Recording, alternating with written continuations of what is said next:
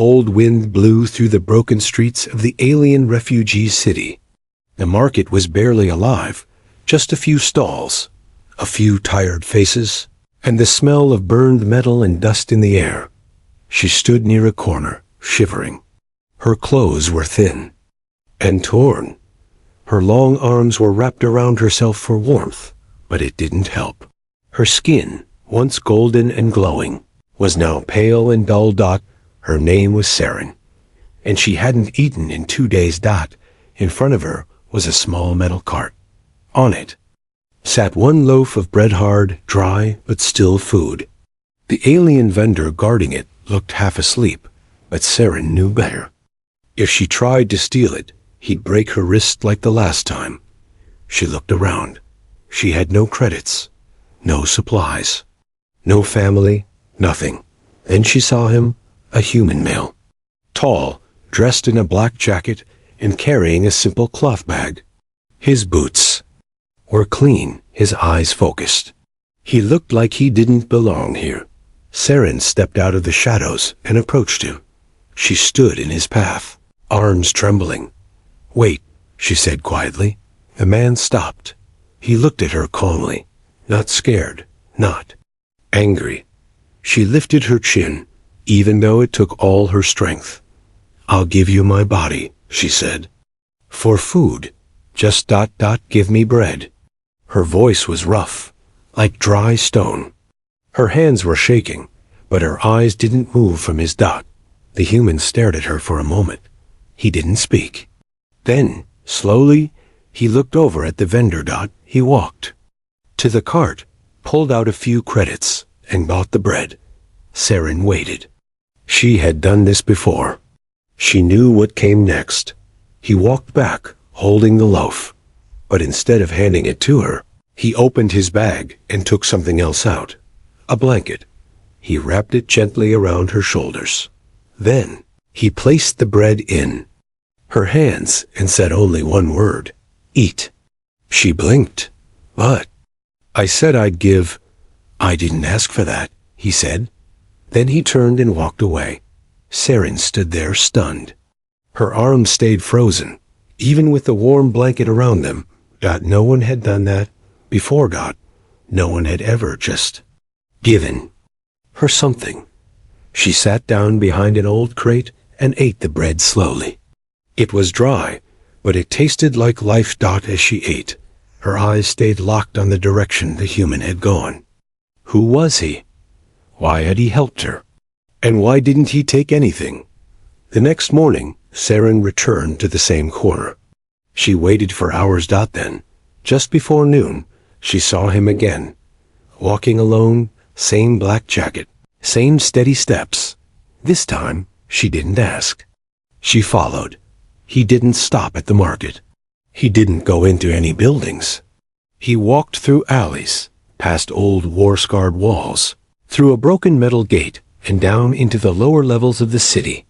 Saren stayed silent, steps soft.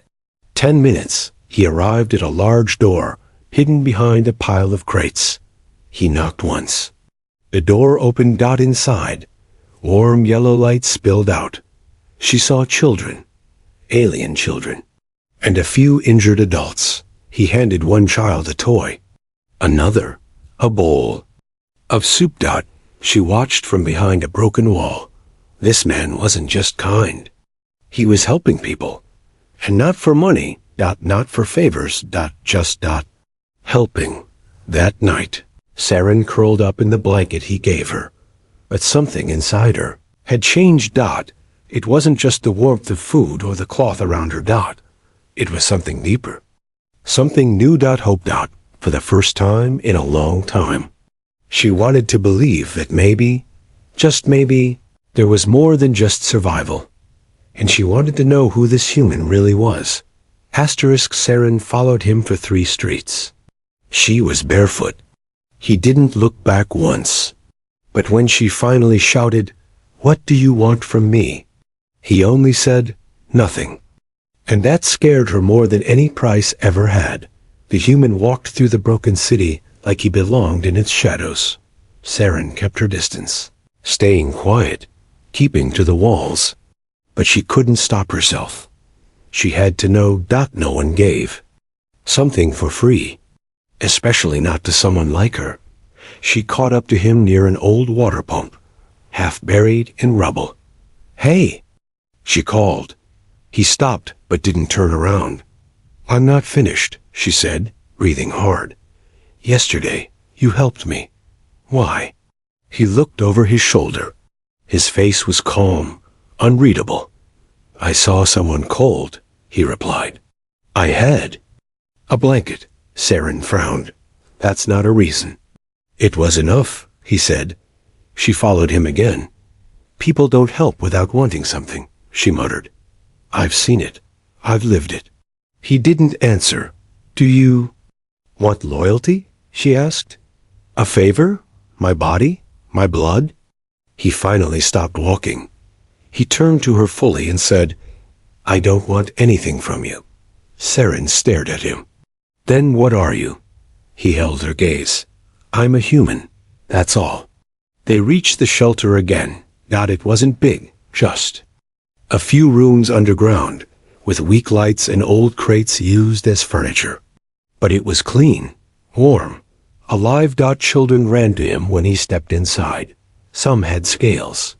Some had fur. One even had feathers. He gave them soup, patched a wound, told a joke. Saren stood at the door, afraid to enter. The human looked at her. "You can come in." She shook her head.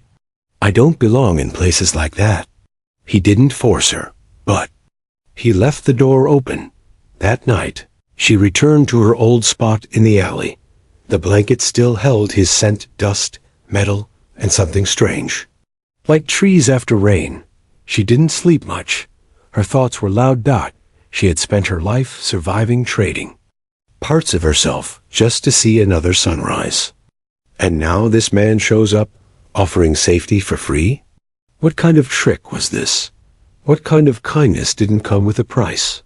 The next morning, Saren was back again. This time, she stood by the door of the shelter.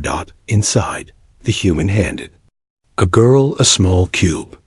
She giggled as it lit up in her hand. Saren stepped forward. The human noticed. "You hungry again?" She hesitated. "Yes, but not just for food." He nodded and walked away, leaving the path open. In the small kitchen, Saren sat at a table made from salvaged ship metal. The human placed a bowl of stew in front of her. She picked up the spoon, but didn't eat. Instead, she asked quietly, "What's your name?" "Callan," he said. "You're not a soldier?" She asked. "No." "Not a priest?" "No." "Then why help?" Callan sat down across from her. "Because I know what it's like to be hungry, to feel invisible." Saren stared at her bowl. "I don't trust you," she said softly. He nodded. "You don't have to." For the first time in years, Saren ate without fear. No deal. No shame. Just warmth. It made her chest ache. Because maybe safety wasn't a lie after all. Saren woke to the sound of children laughing. For a moment, she forgot where she was. No hunger, no pain, no deal to be made. Just a soft blanket, a warm room, and voices that didn't scream. She wasn't sure if she was still dreaming. The shelter smelled like soup and old cloth. Saren sat up from the mattress on the floor. It wasn't much, just soft padding and a faded blanket, but it was more comfort than she'd felt in months. She rubbed her eyes and looked around. A little girl with green skin and 3 fingers was playing with a broken robot in the corner. A boy with stripes across his face was drawing stars on the wall using a dull stick of chalk. They weren't scared. They weren't hiding. They were safe. She walked out into the main room. There was no lock on her door. Callan was at a table repairing a small generator. His sleeves were rolled up and his hands were covered in oil. He looked up as she entered. "You slept well?" he asked. Saren nodded slowly. "Too well. I forgot how it felt." He didn't say anything else. just smiled and kept working. Over the next hour, she explored the place. There were 5 rooms, connected by rough hallways. The walls were made of scrap metal, patched together like puzzle pieces. Every part of the shelter looked handmade. Nothing was perfect, but everything worked out in the storage room. She found boxes of canned food and water packs. In another, she saw blankets folded neatly in piles, ready for more people who might come. This place wasn't just for her Dot, it was for everyone like her. Where did all this come from? She asked Calen Dot. He wiped his hands and stood. Most of it? Trash piles. Abandoned bunkers. I collect what others throw away. Why? Because broken things still have value. Saren looked at her hands. Even people? He met her eyes. Especially people. Later that day, she watched him patch up a young alien with a bruised shoulder. Callan didn't flinch. He didn't ask questions. He worked gently, like he'd done it 100 times. The boy whispered, "Thanks." And Callan answered with a simple, "You're safe now." Saren felt something shift in her chest. That word again, safe. It didn't sound fake. When he said it, it didn't sound like a trick. That evening, Saren helped hand out food. She gave bowls to the kids. She even smiled, just a little. One girl looked up and whispered, "Are you staying?" Saren froze. No one had asked her that before. She looked across the room at Callan, who was already cleaning up empty bowls. He didn't look at her. He wasn't listening. He wasn't pressuring. The choice was hers. Before bed, she sat beside the wall and stared at the stars drawn in chalk. She whispered, "What are you doing to me, human?" But she already knew. He was making her believe again. Asterisk. Saren found him sitting alone in the dark, staring at a picture. Not a weapon, not a map. Just a small, folded photo of a girl human like him, smiling in front of a tree that didn't exist anymore. She stepped closer and asked softly, "Who was she?" Callan didn't answer for a long time. Then he whispered, "My sister." The shelter had gone quiet for the night. Most of the children were asleep. The lights were dimmed. Only the soft hum of the old heater filled the halls. Had woken from a dream she didn't understand, one where she was warm, but couldn't breathe. She walked into the main room and saw him there, Callan kneeling beside a crate, holding the photo. She had never seen him look so tired, or so human. She was 16, Callan said, still not looking up. Smart, funny, always feeding stray animals. Saren sat down across from him. She looks kind. She was, he said, too kind. Even when the world didn't deserve it. Saren nodded. So what happened? His eyes grew distant. War, he said. Like always. He told her the story slowly. Back on Earth, during the invasion, his sister had stayed behind to help neighbors in the lower districts. Callan had begged her to leave with the family, but she refused. She said others needed her. She died in the rubble, crushed while helping a wounded child escape. They found her arms wrapped around him, Callan said quietly. Like a shield. Saren's throat tightened. I'm sorry. He gave a tired smile. Me too. But that's when I made the promise. What promise? That if I ever saw someone left behind, like she was, I wouldn't walk away. Saren looked down at her hands. They left me too, she whispered. Everyone. Callan looked at her, eyes soft. But you're still here. I'm not like your sister, she said. No, he replied. You're like you. And that's enough.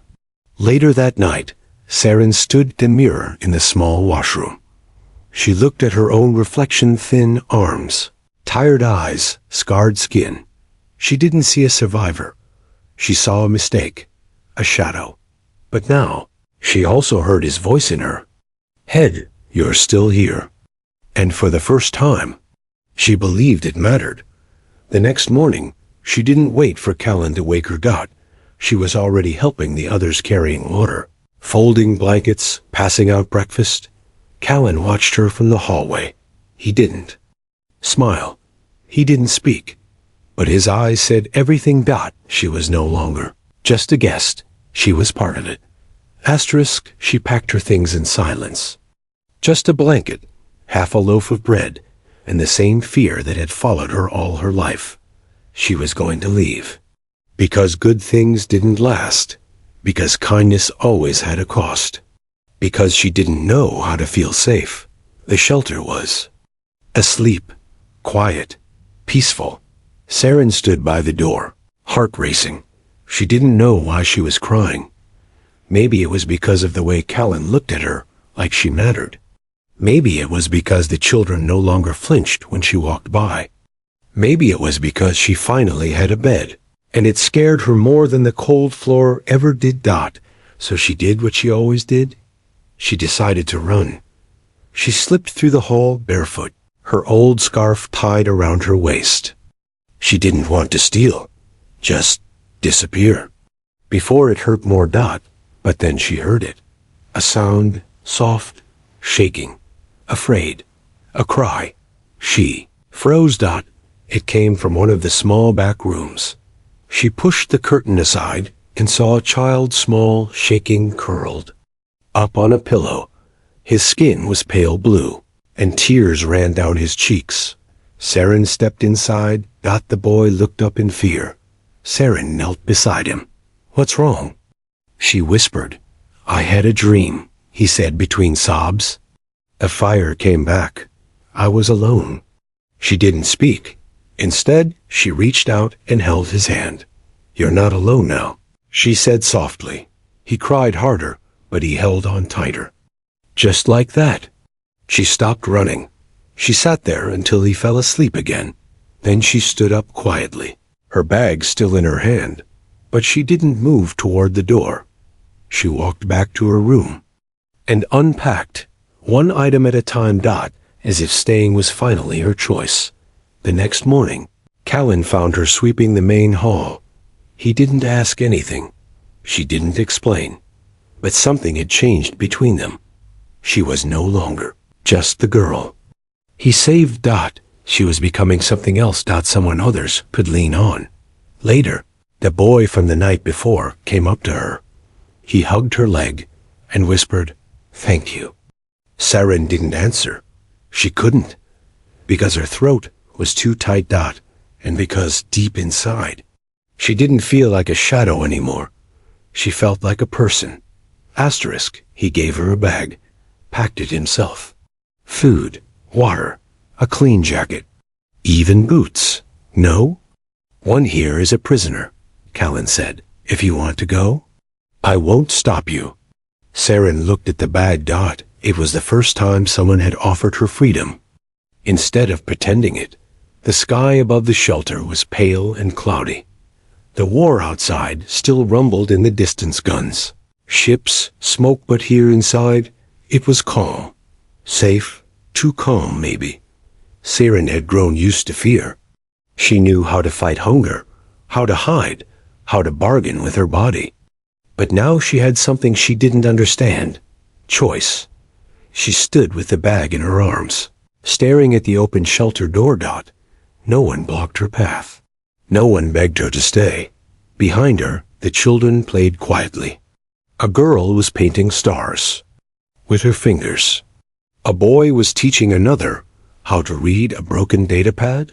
And Callan? He wasn't even watching her. He was fixing a cracked light in the ceiling like nothing was happening. That made it harder, because real freedom didn't beg. She stepped outside. Dot, the wind hit her face. The same broken city, the same scars, the same memories. She walked 3 streets before she stopped, not because someone chased her, but because she heard a voice. Not outside her, got inside. You're not just running from danger now. You're running from people who would never hurt you. She turned around. That night, Saren sat across from Callan at the table. She placed the bag on the floor. Didn't go far. he said without looking up. No, she replied. Didn't want to. Callan gave a small smile. I kept your place ready, he said. Saren blinked. You knew I'd come back? No, he said. I only hoped. In the following days, Saren changed. She didn't just stay. She helped Dotch. She washed clothes. She helped cook. She taught a small girl how to braid her hair. The kids stopped calling her the quiet one. They started calling her Miss Saren. One night, as they shared a meal of root stew and soft bread, Saren looked at Callan. I want to know how to do what you do, she said. Fix things. Build things. You want to help? He asked. No, she said, smiling. I already am. Helping. I want to learn more.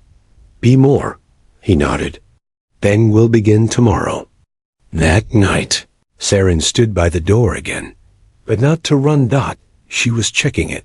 Not to make sure it was locked. Not to keep people in, but to keep her new family safe. Asterisk. She heard the words again. Whispered from behind a broken crate. Take me. Just feed. M.E. Saren froze. Because once, those same words had come from her mouth. Cold, starving, afraid. But now, she was the one holding the blanket. The girl was small. Maybe 13. Thin. Eyes wide with fear. Saren knelt in front of her, just like Callan once did. You don't have to trade anything, Saren said gently. You're safe now. The girl stared at her in confusion. But I don't have anything. Saren smiled, wrapping the blanket around the girl's shoulders. You don't need anything, she said. Just rest. Inside the shelter, the fire crackled. The others were already asleep. Callan was in the corner, fixing a loose pipe. He didn't even look up as Saren walked past. He didn't need to. He trusted her now, because she wasn't just a guest dot. She was part of the shelter, not part of the reason others felt safe. Asterisk later that night, Saren sat on the rooftop, looking up at the broken stars above. Her body still had scars. Her memories still held pain, but she no longer felt like a thing. Or a shadow. She was something else now. A protector. A provider. A quiet light in someone else's storm. Callan joined her after a while, handing her a warm cup of tea. You were good with her, he said. She reminded me of me, Saren replied. And how do you feel now? He asked. Saren looked at him, like I've finally stopped running. He smiled. You've come a long way, she nodded. Because you didn't ask for anything. I only gave you what someone once gave me, Callan said. A second chance. Saren looked back at the stars. She didn't know how many people were still out there scared, hungry, alone. But she knew this. If they ever came to the door, she would be the one waiting dot. She had offered her body once for bread. But a human gave her a blanket. And it led to something she never imagined. Safety. End asterisk.